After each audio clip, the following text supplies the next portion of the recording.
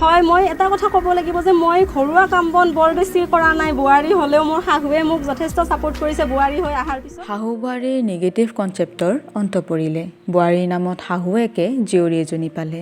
সেই জীয়ৰীয়ে আকৌ শাহুৱেকক মাতৃত্ব মমতা যাচিলে বিয়াৰ পিছতো এজনী ছোৱালীৰ জীৱনৰ যে সমাপ্তি নঘটে তাৰে এয়া এটা উদাহৰণ বুলি ক'ব পাৰোঁ আমি গৌৰৱেৰে সপোন মোৰ দেউতাই জগাইছিলে যে তই এদিন ACS হ'ব লাগিব নহ'লে তই APS হ'ব লাগিব মই বেছি নকওঁ এটা কথা কওঁ তাই পঢ়ি ভাল পায় সেইটোৱে মই জানো আগৰ পৰাই জানো পঢ়ি ভাল পায় মই পঢ়াৰ সুবিধাটো দিছোঁ আৰু তুমি যেনেকৈ যি কৰিব বিচাৰা মই আছোঁ এতিয়াতো ছাপোৰ্ট কৰিছোঁ আৰু ভৱিষ্যতলৈ মই ছাপোৰ্ট কৰি যাম যিমান পাৰোঁ ময়ো প্ৰাইভেট কোম্পানীত চাকৰি কৰোঁ তথাপিতো মই যিখিনি সময় পাওঁ মই তাইক দিওঁ ঘৰৰ কাম মই নিজেই কৰোঁ তাইক পঢ়িবৰ কাৰণে সুবিধা কৰি দিছোঁ মাইনাটো ময়ে চাওঁ গোটেইখিনি এইখিনিয়ে আৰু বস্তুখিনি আগবাঢ়ি দিছিলোঁ যথেষ্টখিনি মই কৰিছোঁ আৰু ভৱিষ্যতলৈ কৰি যাম সফলতাৰ আঁৰত প্ৰথমতে ভগৱানক ধন্যবাদ জনাম আৰু তাৰপিছত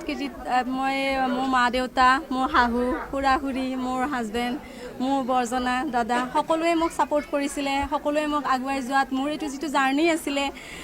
it was not very easy it was a tough kind of journey because মই ৱৰ্কিং প্ৰফেশ্যনেল হয় লগতে মোৰ এগৰাকী সৰু বেবী আছে আৰু সেইকাৰণে জাৰ্ণিটো অকণমান টাফ আছিলে যিহেতু এইটো খুব আজিকালি কম্পিটিশ্যন লেভেলটো বহুত হাই হয় এই পৰীক্ষাবিলাকৰ গতিকে এই জাৰ্ণিটোত এওঁলোক সকলোৱে সহায় কৰাৰ কাৰণে আচলতে মই আজি সফল হ'ব পাৰিছোঁ হয় মই এটা কথা ক'ব লাগিব যে মই ঘৰুৱা কাম বন বৰ বেছি কৰা নাই বোৱাৰী হ'লেও মোৰ শাহুৱে মোক যথেষ্ট ছাপোৰ্ট কৰিছে বোৱাৰী হৈ অহাৰ পিছত মাৰ ঘৰতো ছাপোৰ্ট কৰেই কৰিব কাম নালাগে কিন্তু বোৱাৰী হিচাপেও মই যেতিয়া আহিছোঁ এইখন ঘৰত আজি 7 বছৰেই হ'ল এতিয়া মোক শাহু বা মোৰ শহুৰ আছিলে তেওঁ মোক কাম কৰিবলৈ কোৱা নাছিলে সদায় কৈছিলে যে তুমি যিহেতু এটা মিছনত আছা তুমি নিজৰ কাম কৰা ঘৰৰ কামৰ কাৰণে তুমি চিন্তা নকৰিবা কোনোদিনে মায়ে ঘৰখন চাইছিলে মোৰ হাজবেণ্ডে তেওঁ মোক পিছত যেতিয়া মই চাকৰিৰ কাৰণে ঘৰখনৰ পৰা ওলাই গ'লোঁ তাৰপিছতো মোৰ হাজবেণ্ডে মোৰ